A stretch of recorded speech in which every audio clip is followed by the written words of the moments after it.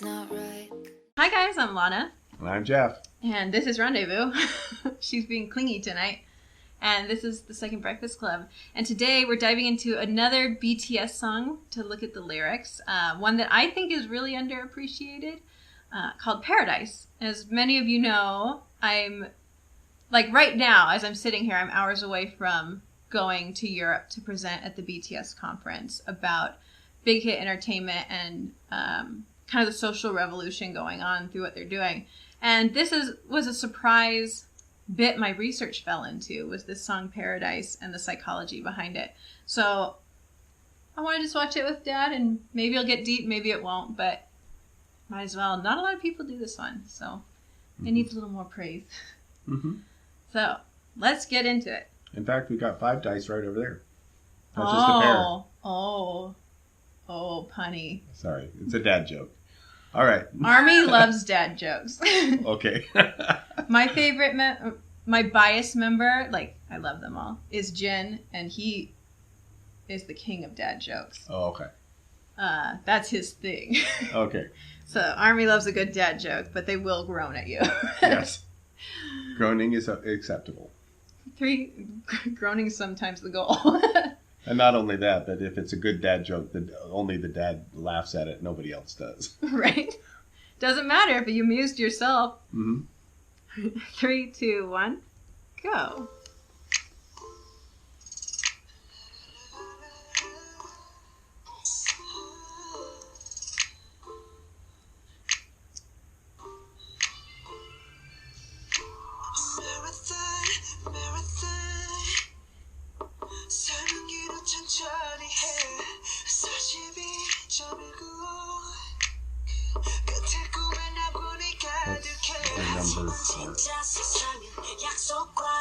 Oh, you have to do this song.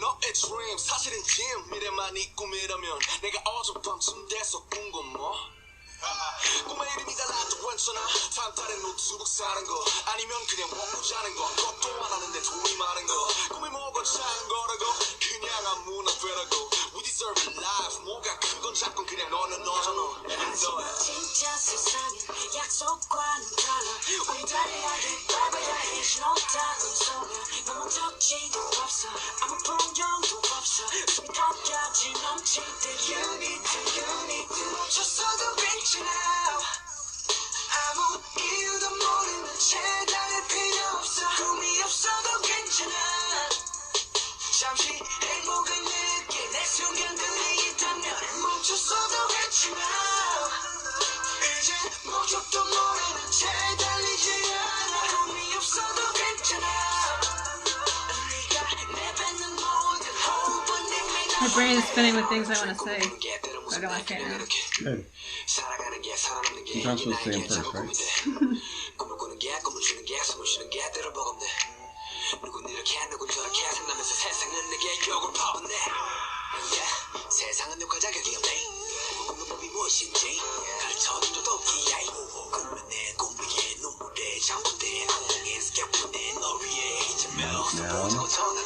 It's the spelling of the translator.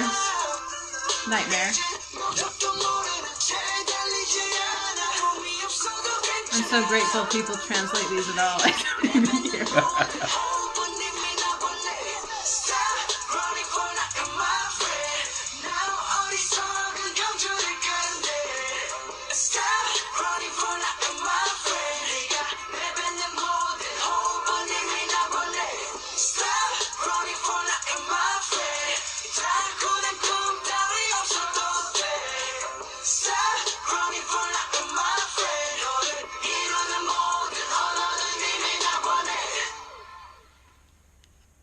Cool. That's paradise. Okay. We're going to clip it here. I don't know what those numbers mean. I have a theory, and I don't want them to get mad at me, so I'm going to look it up real quick and pretend I knew. This is all getting cut out. You can gasp all you want. Oh, I was wrong, so I'm glad I didn't say it. It's the number of kilometers in a marathon. She said marathon. Okay. Be nice to the cat, rendezvous. She's jealous the cat's getting food. I, for a minute, forgot what the number was. There's another song on this album titled A String of Numbers, and it's the numerical designation for Pluto. Mm-hmm. And so for a minute, I was like, is that it? No, that number is longer than this. So, right.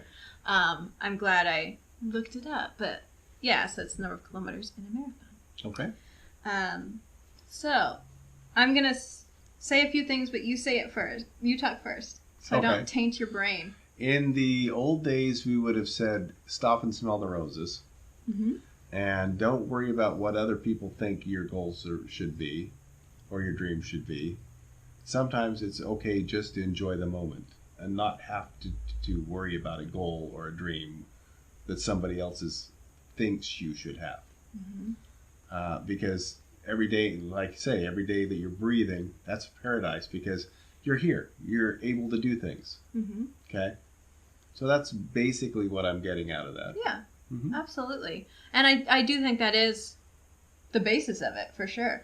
The context I appreciate. So the message of this song, the more research I did on Big Hit, this could have been the company mission statement, basically.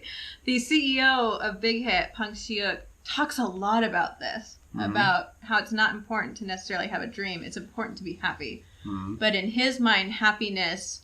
True happiness comes with, like, service to others and comes with, it's not selfishness. But if you're actually seeking real happiness for yourself and those around you, the dreams will come. And if the dreams are always in the future, why you never enjoy the today? Exactly. Right. I like RM saying, if dreams are only, like, far things in the future, what was it that I did last night? There are all kinds of dreams. And then... Along with what you're saying, when talking about this song in a press release, Yoongi said when he thinks about this song, I think, they'll correct me if I'm wrong, I think he was one of the main writers of this song, because it's definitely a theme he talks about a lot. We just watched So Far Away. He said the big thing with this song is no one teaches young people how to dream, but the world always promotes competition. Mm. So there's a lot of people who don't know what they're supposed to be doing, but they know they're supposed to be fighting other people, or they know they're supposed to be ascending somewhere. Why does your dream have to interfere with somebody else's? Exactly. Or why does your dream only have to be being better than someone else? Yeah, and why are you running for nothing? Why are you exhausting yourself without a goal? Why are you walking on top of other people? Right, because there's an element of Korean society talked about here too, where it's so highly competitive. Mm-hmm. What school you go to, what job you get is so important to your life. There are plenty of young Koreans who are like, well, what's the point if I don't know where I'm going? I have to compete, or I have to do something. So I think this speaks to everyone, but it especially speaks to Korea. Mm-hmm.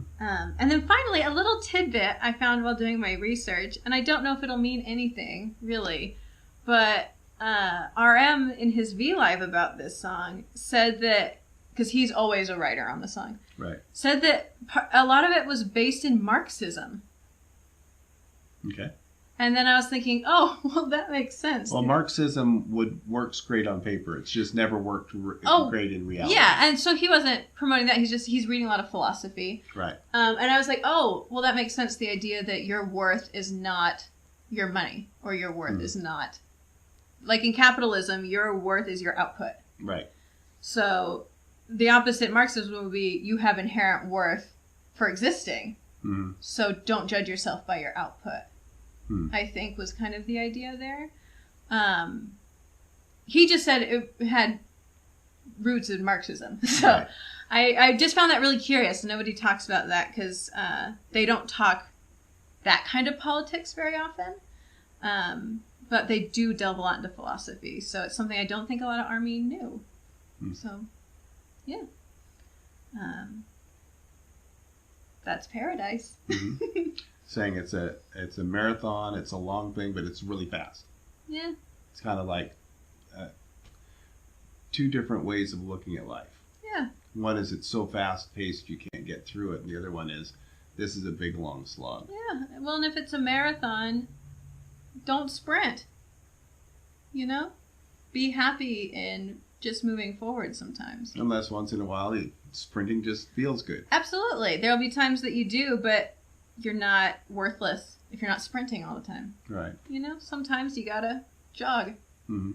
And that's the other thing that makes it a little harder for me to really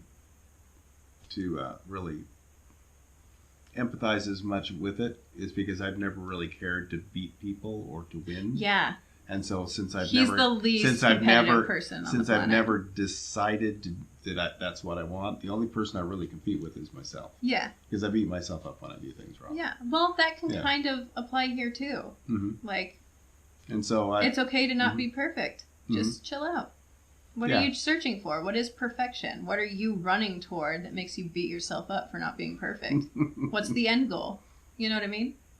I need to be a robot. No, you don't. You need to be kinder to yourself. I have no problem being kind to others. Yeah, but that's not good enough. I know. As BTS says, love myself, love yourself. I know. And as Aram said in his UNICEF speech, it's a little by little every day. You don't just suddenly love yourself. You've got to kind of piece it together, grain of sand at a time sometimes. That's why when my wife says, I love you, and I say, I love me more. Yeah? Yeah. I mean, I don't recommend that. I think you should say I love you back to my mother. But some of it does start with false pride. Mm-hmm. Yeah. You know, I have horrible body issues and self-esteem issues, but I've gotten over some of the worst of it because I made myself say nice things about myself, even if I didn't feel it. And over time, a lot of my negative thought did start to shift and change because I didn't let myself say any of it. Mm-hmm. And so sometimes it does take, I feel awful today, I feel hideous today, but you know what? I guess my nails are okay. So I'm going to focus on that. You know what I mean? Like, yeah. It find something good. It doesn't just miraculously happen and you don't just suddenly learn to do it. You have to practice it and you have to do things toward it, you know? Mm-hmm. And I don't think a lot of people understand that about self-esteem. It's not that you either have it or you don't. It's that it's something that has to be developed. Like when you pick a rose, if you're concentrating on the wilted leaf or the dirt on the stem or the thorn, you're missing the rose and the flower. Yeah, and all the things that can be good for it. Right.